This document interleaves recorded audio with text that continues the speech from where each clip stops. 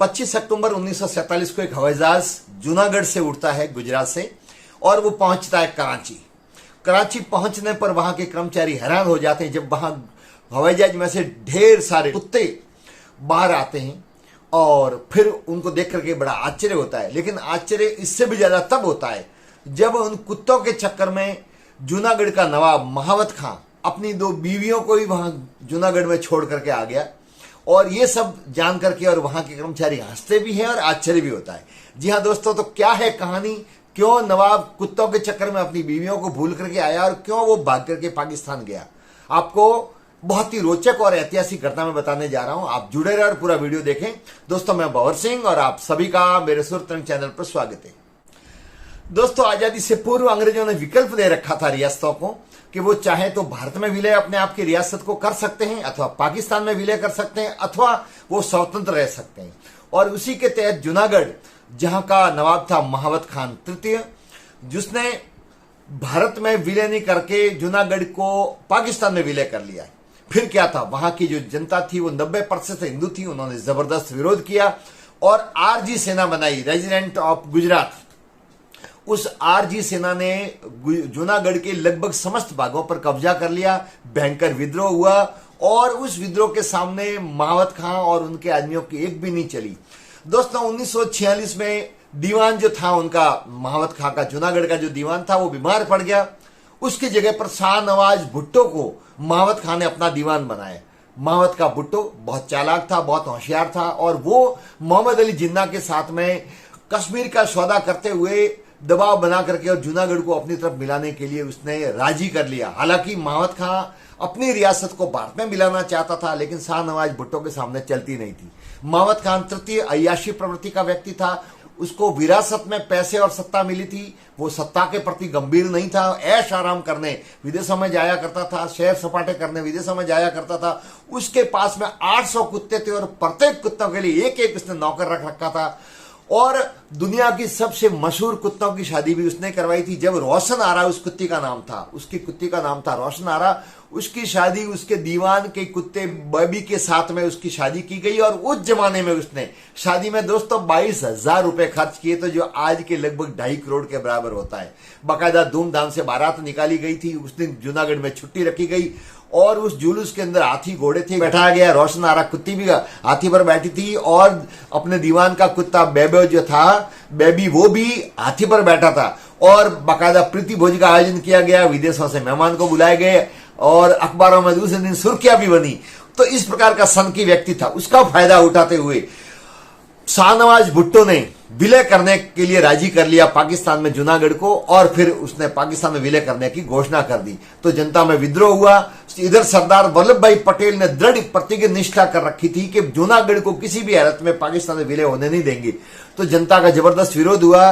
Residence of Gujarat सेना ने पूरे जूनागढ़ पर कब्जा कर लिया। तो इसी के तहत जान बचाने के लिए 25 अक्टूबर 1947 को, जी हां दोस्तों, 25 अक्टूबर 1947 को महावत खान जल्दी में हवाई जहाज पर बैठा। हवाई जहाज में उसके बहुत सारे कुत्ते थे, जो एक भी कुत्तों को वो पीछे छोड़ना नहीं चाहता था।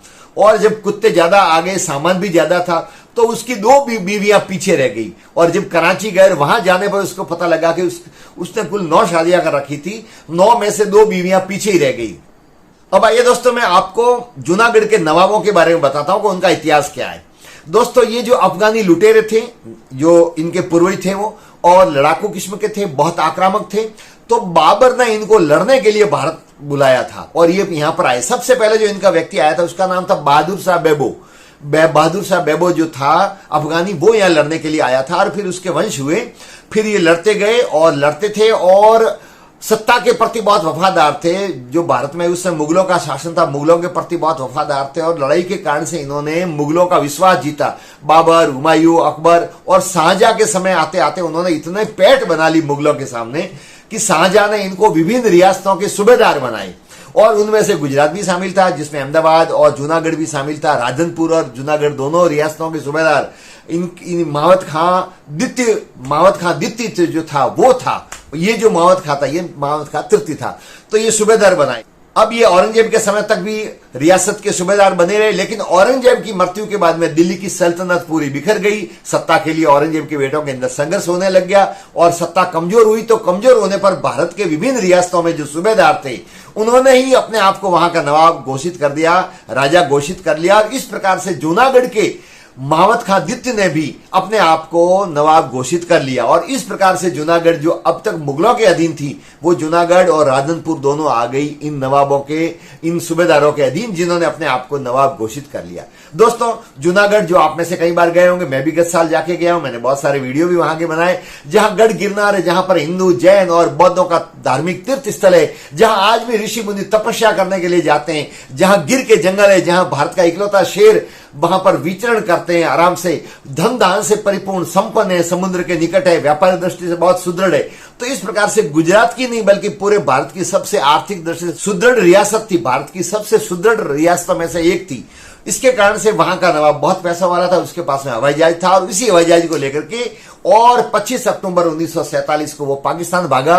हालांकि अब उसके वंशज पछता रहे, वहां उसको वो सम्मान नहीं मिला, वो मान सम्मान नहीं मिला जिसका वो हकदार था, तो जिसकी उसने चाह रखी थी।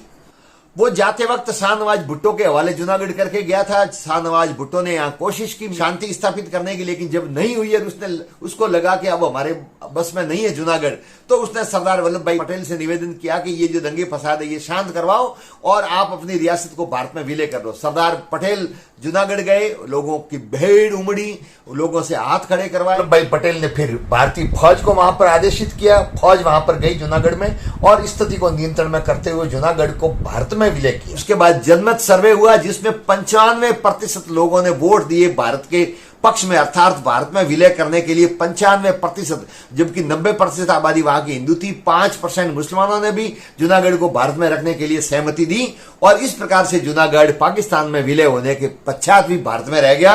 और वहां का नवाब जो था जूनागढ़ का महावत खां तृतीय, वो जान बचा करके भागा। भागते वक्त कुत्ते और अन्य जानवर और सब कुछ लेके गया, लेकिन अपनी 9 बीवियों में से 2 बीवी को पीछे छोड़ करके चला गया।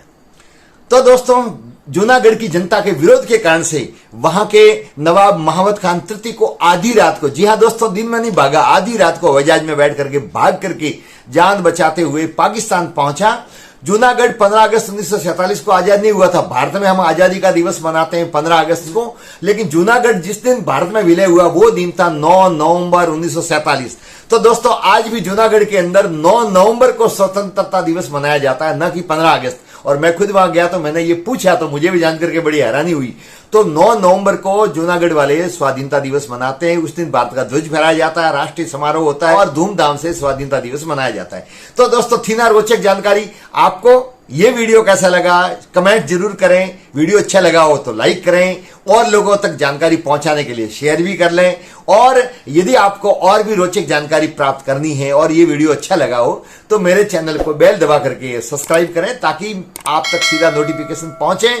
वीडियो देखने के लिए आप सभी का बहुत बहुत धन्यवाद। जय हिंद।